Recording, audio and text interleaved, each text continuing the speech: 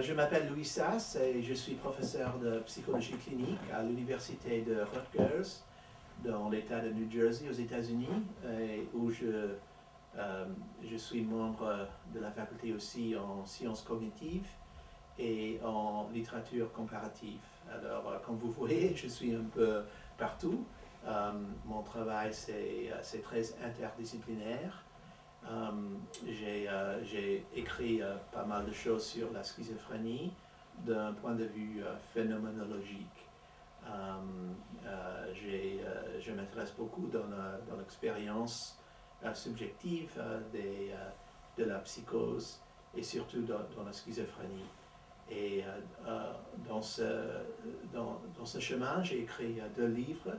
Un livre qui vient d'apparaître en français, Les paradoxes du délire, où j'emploie la philosophie de Ludwig Wittgenstein pour essayer d'expliquer un peu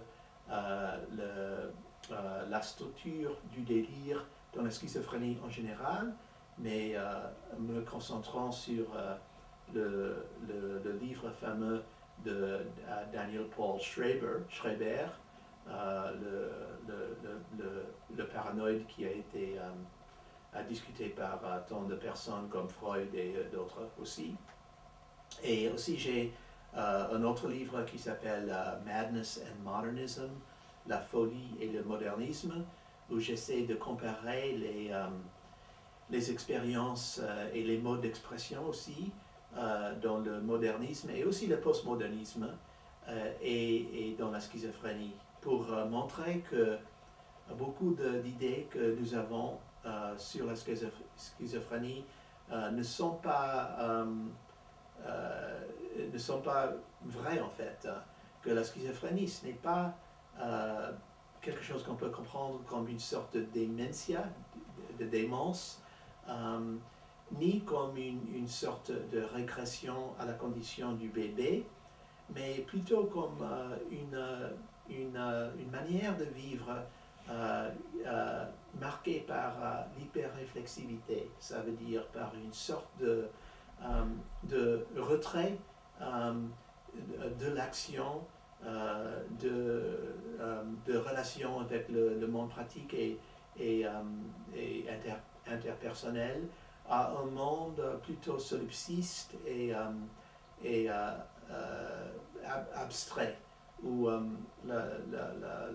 la schizophrénie, c'est alors quelque chose qui a beaucoup en commun avec les modes d'expression dans le modernisme, où l'artiste ou l'écrivain s'intéresse plutôt au procès d'écrire, ou à la condition d'être lecteur, ou quelque chose comme ça, qu'au complot du roman, si c'était une question d'un roman. Comme ça, j'ai voulu montrer la complexité de cette condition tellement importante dans la psychiatrie et dans le monde.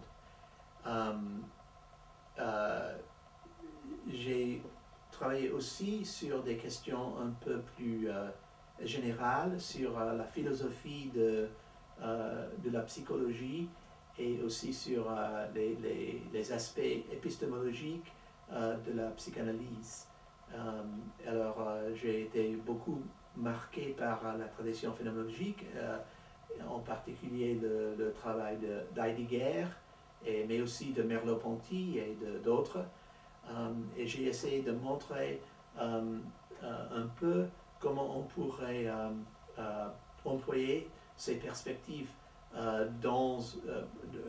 pour comprendre les questions qui sont centrales pour la psychanalyse.